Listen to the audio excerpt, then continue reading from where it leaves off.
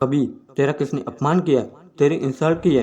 अगर की है तो उस अपमान के बदले में तूने क्या किया? मैं गारंटी के साथ कह सकता हूँ कि ज़्यादातर लोगों ने उस अपमान का बदला उसी वक्त कुछ बोलकर दिया होगा, लेकिन बाद में पछताने लगे और मन ही मन में सोचने लगे कि इतनी बड़ी इंसल्ट का बदला ऐसे ऐसे दो शब्द बोलकर जो उसने 2 मिनट के बाद भुला भी दिए होंगे।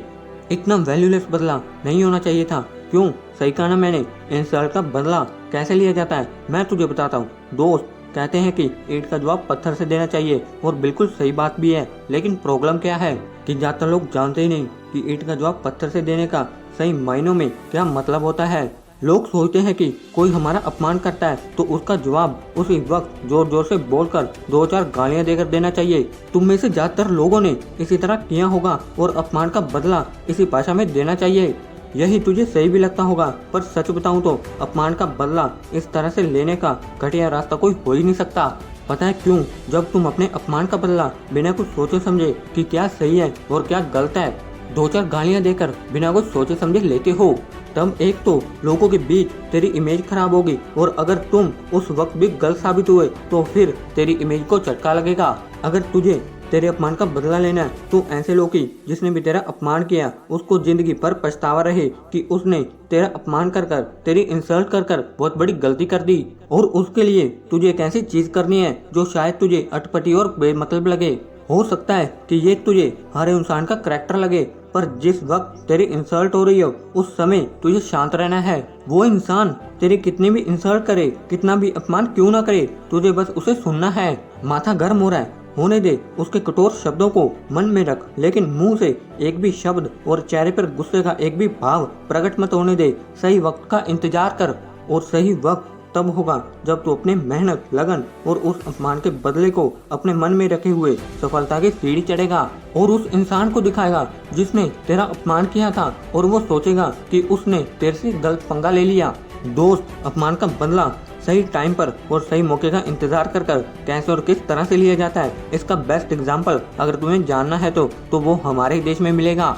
क्योंकि एक समय ऐसा था जब दुनिया में, खासकर वेस्टर्न कंट्रीज में, हमारे देश के एक आम आदमी की इमेज गरीब नंगे भूखे की थी।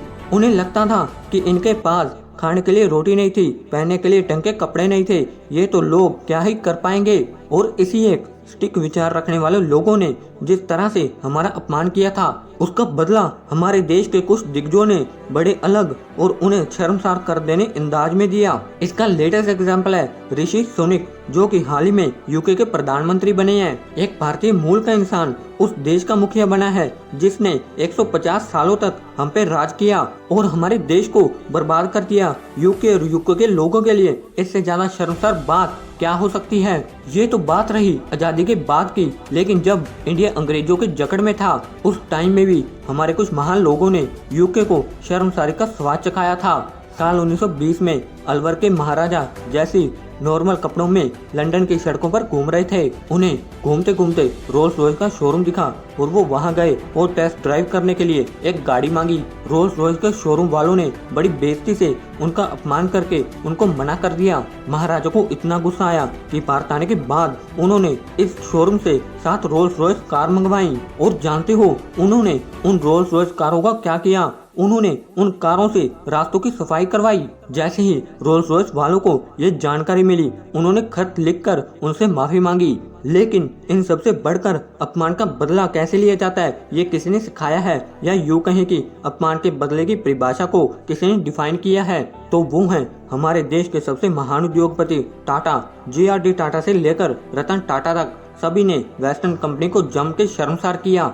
बात है 1998 की, जब रतन टाटा जी ने देश के आम व्यक्ति को कम से कम कीमत में कार का सुख देने का सपना देखा और इंडिया की पहली पैसेंजर कार बनाई, टाटा इंडिका। लेकिन इंडिका से जिस तरह से सेल की उम्मीद की जा रही थी वो हो नहीं पाई थी, और इसलिए रतन टाटा जी ने इसे बेचने का फैसला किया और वो फोर्ड के साथ डील करने के लिए अमेरिका चले गए। वहाँ फोर्ड वालों ने रतन टाटा जी की काफी इंसल्ट की और बोलने लगे कि अगर तुम्हें कार बनानी नहीं आती तो तुम बनाते ही क्यों हो, और ये तो तुम्हारा कार ब्रांड हम खरीद रहे हैं, ये हमारा तुम पर उपकार है। इन शब्दों ने रतन टाटा जी के मन को काफी ठेस पहुंचाई। उन्होंने उसी वक्त फोर्ड के साथ उस डील को कैंसिल कर दिया और न्यू स्ट्रेटजी के साथ कार को बेचने का प्लान बनाया जो बड़े स्तर पर सक्सेसफुल रहा। ये तो कुछ नहीं, रतन टाटा जी ने 2008 में फोर्ड की घाटे में चल रही कंपनियों को भी खरीद लिया। और उपकार इस शब्द का सही मायनों में मतलब क्या है और अपमान का बदला कैसे लिया जाता है, ये उन कंपनियों को बता दिया।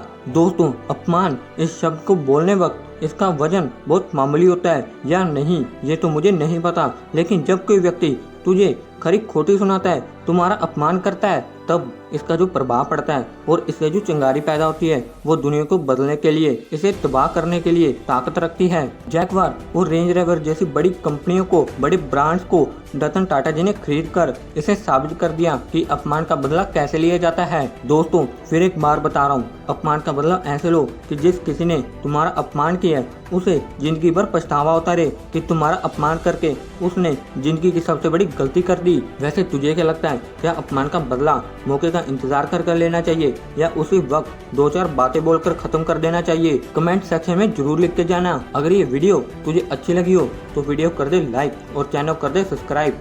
Thanks for watching the video.